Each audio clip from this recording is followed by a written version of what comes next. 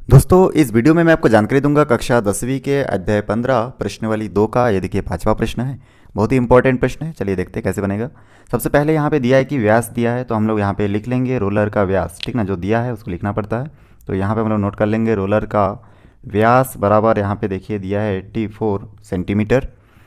उसके बाद हम लोग यहाँ पे दिया है लंबाई 120 सेंटीमीटर दिया है, तो यहाँ पे मैं लंबाई लिख लूँगा। लंबाई मतलब ऊंचाई हम लोग बोल सकते हैं, ठीक ना, सब एक ही नाप होता है, लंबाई ऊंचाई। तो लंबाई का जो नाप है उसी को हम लोग ऊंचाई मान के चलेंगे, इसलिए मैं अंदर ऊंचाई लिख रहा हूँ। और यही हमारा एच का मान होगा 120 सेंटीमीटर।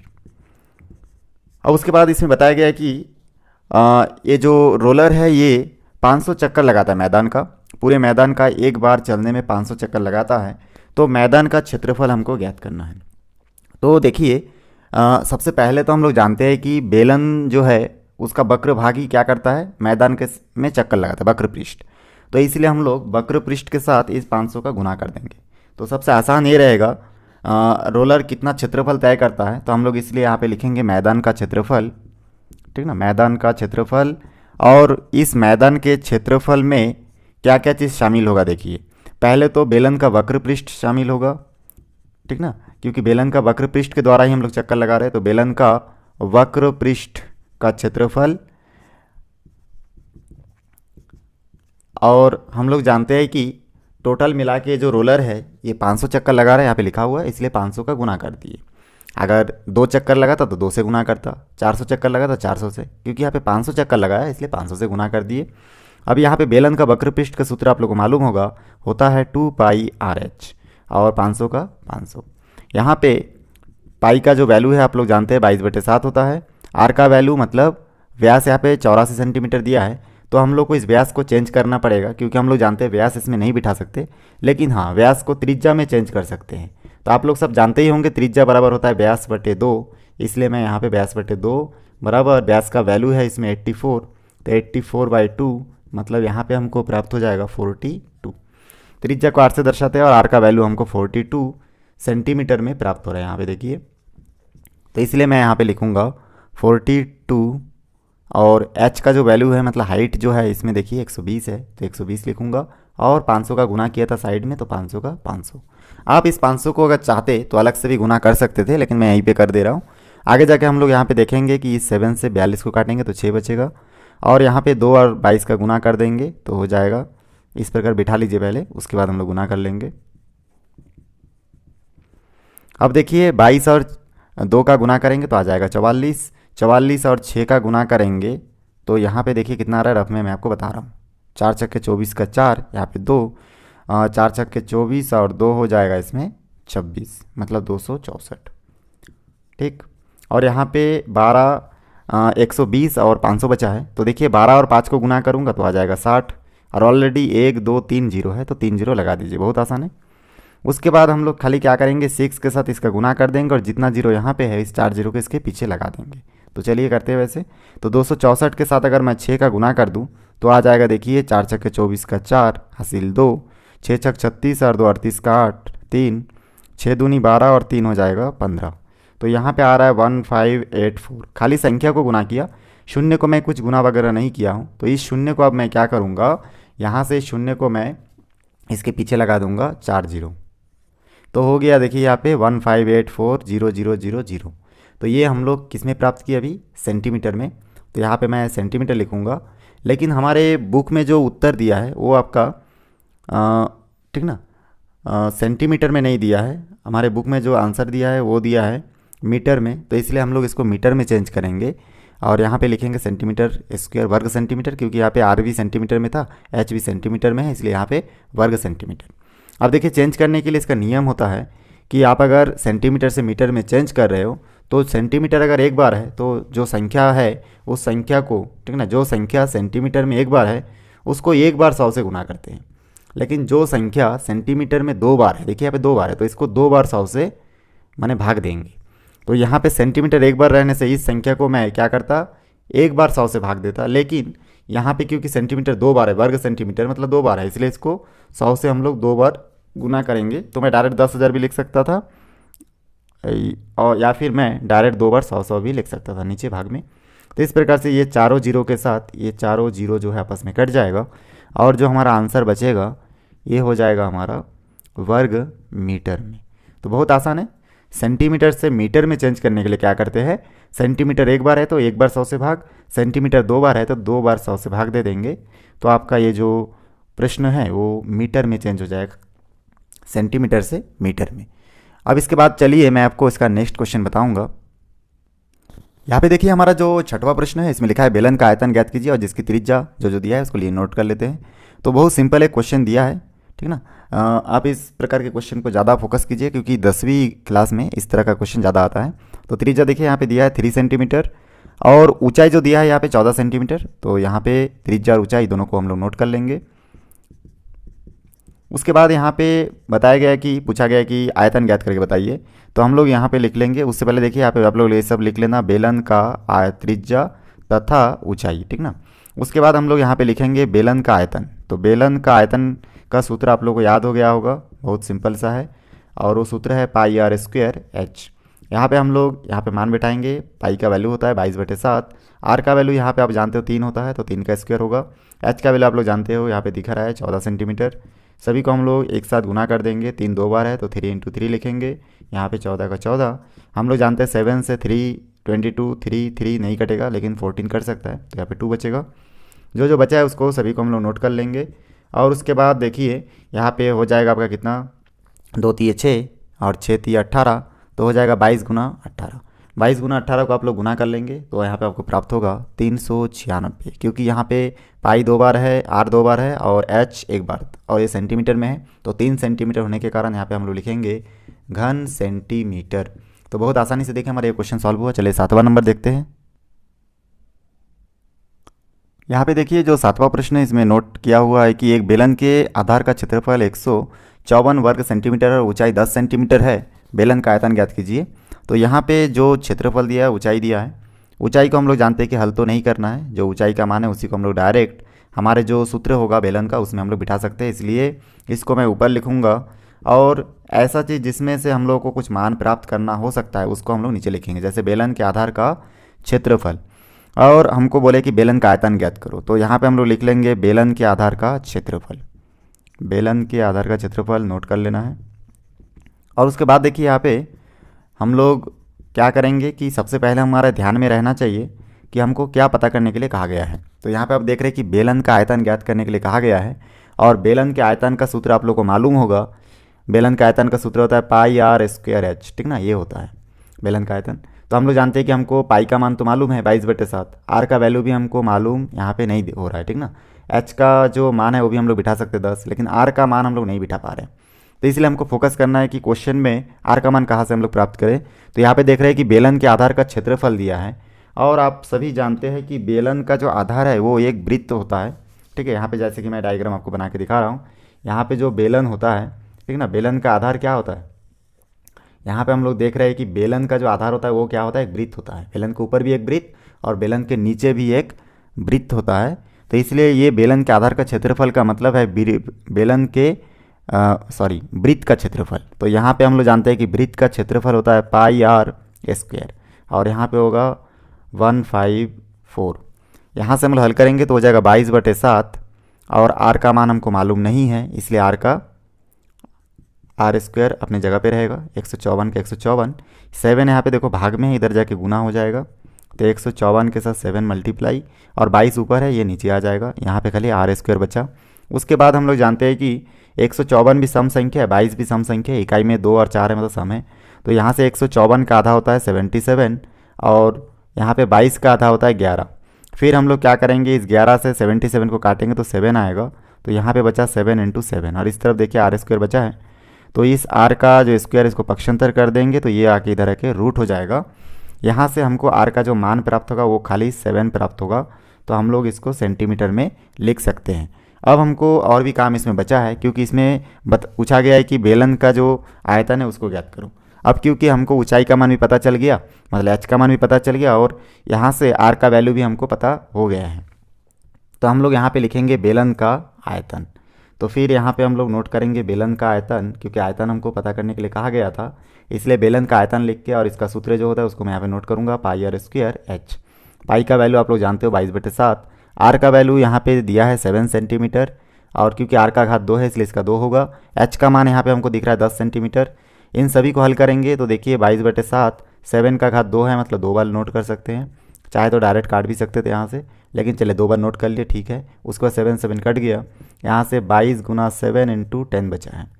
फिर हम लोग इसको आपस में गुना करेंगे तो यहाँ से देखिए 7 दूनी 14 का 4 हासिल 1, 7 दूनी 14 1 15, और यहाँ पे 10 बचा है, ठीक ना। तो हम लोग जानते हैं कि इसको हल करना बहुत सिंपल है। आप 154 को 1 के साथ गुना कीजिए तो हो जाएगा 154।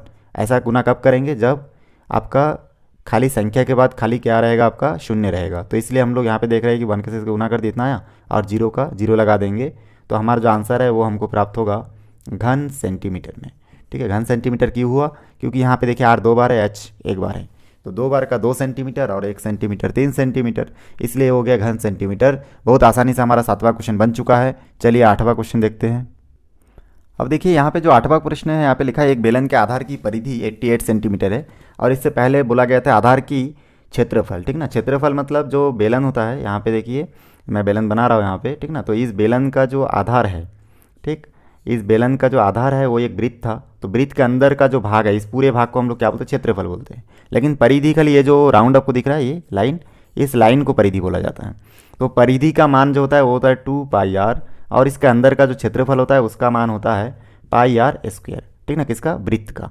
तो वृत्त का क्षेत्रफल और वृत्त का परिधि, ये दोनों सूत्र आपको याद रखना है, और आप लोग 6वीं क्लास में भी ये सब पढ़े हो।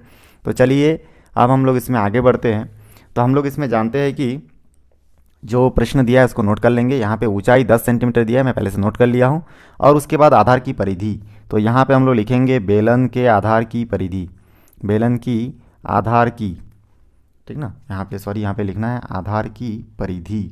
तो बेलन की आधार की परिधि लिखना है, बेलन की आधार की परिधि। तो आधार की परिधि नोट कर लेता हूँ यहाँ पे, और परिधि का मान दिया है 88 सेंटीमीटर। तो सेंटीमीटर लिखने की आवश्यकता नहीं है, क्योंकि इसको हम लोग आगे हल करेंगे।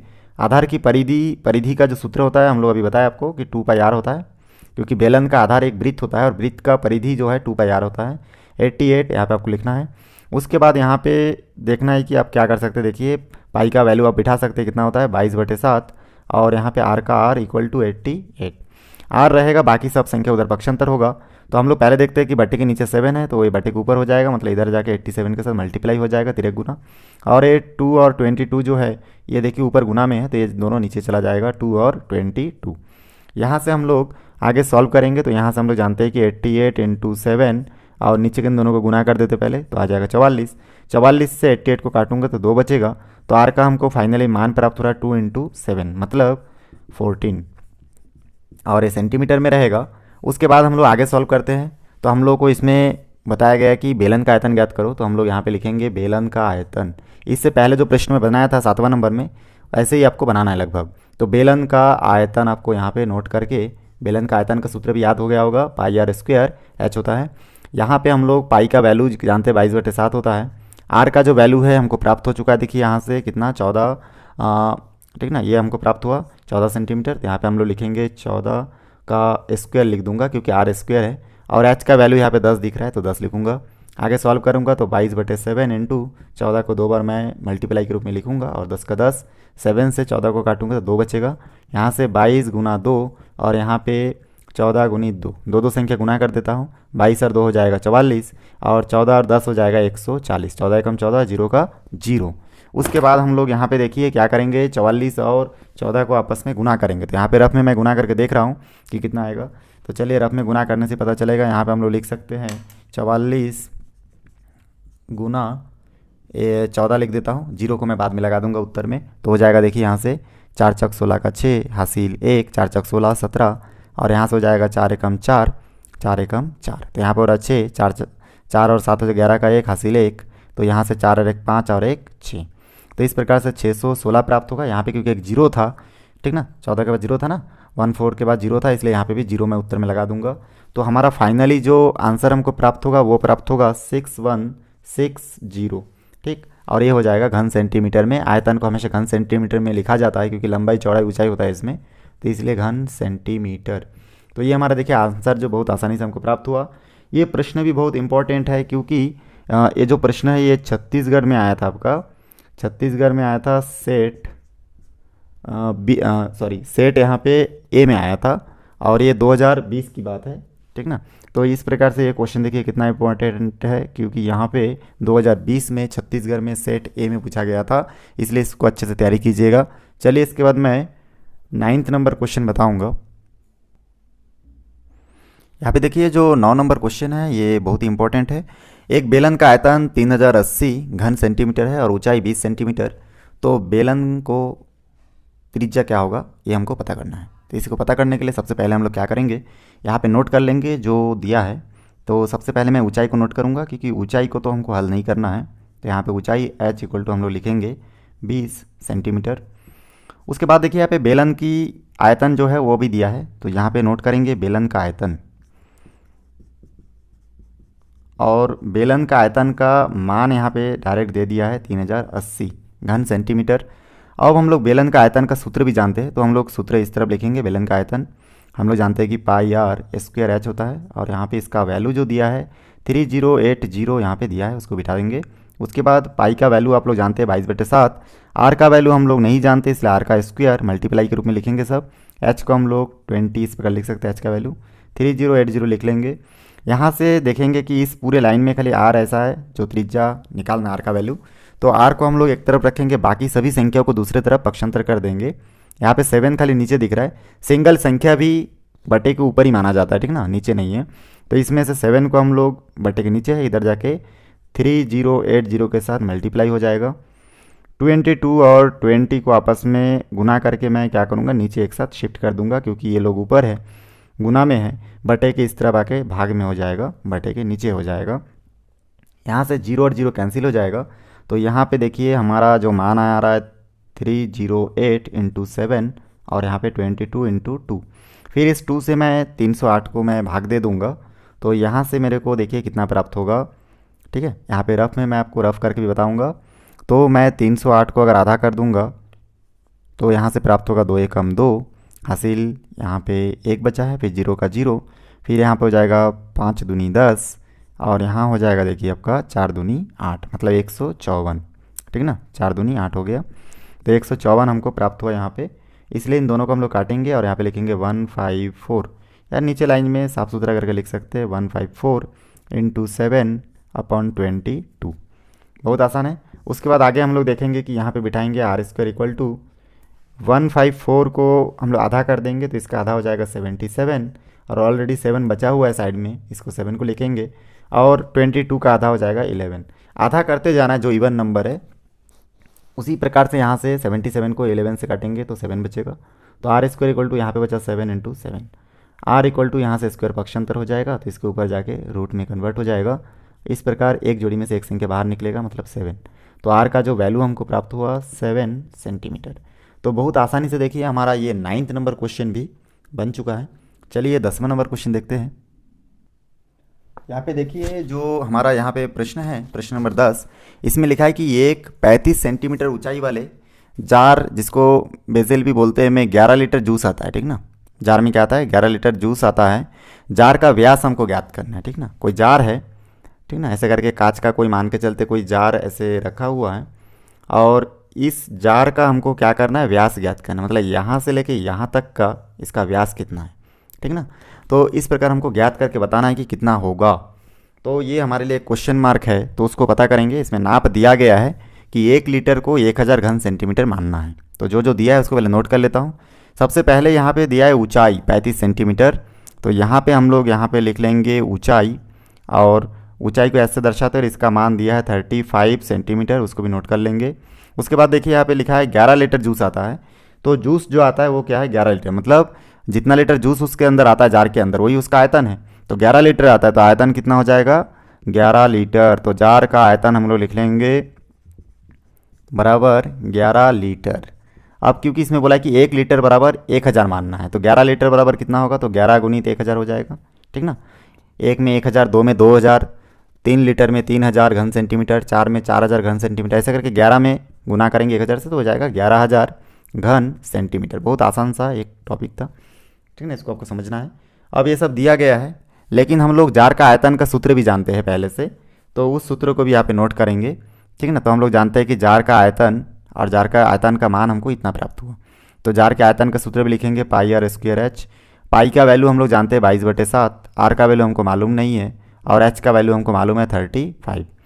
इस प्रकार से आगे सॉल्व करेंगे तो हो जाएगा आर स्क्वायर, ये 35 और 22 बटे के नीचे हो जाएगा और 7 11,000 के साथ गुना हो जाएगा। तो यहाँ से गुना कर देंगे 7 का और 22 और 35 को बटे के नीचे लिख लेंगे। अब देखिए यहाँ से हमको सॉल्व करना है आगे। तो हम लोग देख रहे हैं कि आगे सॉल्व करने से हमको क्या प्राप्त होगा। तो देखिए यहाँ से हम लोग देख रहे हैं 11,000 यहाँ पे 22 और 35, इसको मैं नीचे लिख सकते हैं, लेकिन यहाँ ऊपर नीचे दोनों आपस में कटेगा तो हो जाएगा 5 7 35, 5 से कट रहा है। तो यहाँ पे क्या क्या कटा देखिए, यहाँ पे बचा है ये 11,000 और ऊपर कुछ नहीं बचा, तो कुछ लिखने की आवश्यकता हमको नहीं है, ठीक ना। इसके जगह पे हम लोग यहाँ पे नीचे लिख सकते हैं, देखिए 22 और 5। अब हम लोग जानते हैं कि यहाँ पे 11,000 का आधा कितना हो जाएगा आपका 5,500 हो जाएगा, ठीक ना, 5,500 और 22 का आधा हो जाएगा 11 और यहाँ पे 5 का 5। उसके बाद हम लोग आगे बढ़ेंगे और भी तो देखेंगे कि क्या हो सकता है। आगे सॉल्व करेंगे हम लोग देखेंगे कि 11 से 55 को काट सकते हैं हम लोग, ठीक ना, बाद में तो 0 0 है। तो यहाँ से हम लोग 11 को 55 से या फिर इस 5 से 55 को भाग दूंगा तो हमको प्राप्त होगा 1100, 11 से प्राप्त होगा, ठीक ना। 5 11 के 55, 0 0 का 0, तो 5 से 55 को भाग दूंगा तो 1100 बचेगा, नीचे ऑलरेडी 11 बचा। अब 11 से 1100 को भाग दूंगा, 11 11 कट जाएगा, क्या बचेगा 100 बचेगा। तो इस प्रकार से हमारा जो आंसर प्राप्त होगा देखिए यहाँ होगा 100 और यहाँ पे ये किसका वैल्यू है आर स्क्वायर का। तो इस आर स्क्वायर को भी साइड से नोट करते करते आगे बढ़ना है। आर इक्वल टू हम लोग स्क्वायर पक्षांतर कर देंगे, हो जाएगा 100। इसका हम लोग एलसीएम निकालेंगे तो हम लोग जानते हैं कि 10 गुना 10 ही हो सकता है, 10 10 के 100। दो संख्या में से एक संख्या बाहर हो जाएगा, कितना आएगा 10 आएगा बाहर। तो हम लोग डायरेक्टली लिख सकते हैं आर इक्वल टू 10, ठीक ना। तो आर का वैल्यू हमको क्या प्राप्त हो रहा है 10 प्राप्त हो रहा है और ये जो 10 है ये किस में होगा सेंटीमीटर में होगा। और हमको बताया गया कि जार का व्यास ज्ञात करो। अब त्रिज्या क्योंकि पता चल गया है तो व्यास ज्ञात करना आसान हो जाएगा, क्योंकि हम लोग जानते हैं कि व्यास बराबर होता है 2 गुना त्रिज्या, ठीक ना। 2 त्रिज्या मिलकर एक व्यास बनता है, तो इस प्रकार 2 गुना त्रिज्या का मान हो जाएगा 10, मतलब आंसर आ जाएगा हमारा 20 सेंटीमीटर। तो इस प्रकार बहुत आसानी से देखिए हमारा जो आखिरी क्वेश्चन है अभी सॉल्व हो चुका है। वीडियो को शुरू से आखिरी तक देखने के लिए बहुत बहुत धन्यवाद। इसका नेक्स्ट वीडियो में मैं आपको 11 से लेके 16 तक के जितना भी प्रश्न है उन सभी को हल करके बताऊंगा। धन्यवाद। दोस्तों वीडियो अच्छा लगे तो लाइक करें, शेयर करें, सब्सक्राइब करें और बेल आइकन को भी प्रेस करें ताकि जब भी मैं कोई नया वीडियो बनाऊँ तो उसका नया अपडेट सबसे पहले आप तक पहुँचे। धन्यवाद।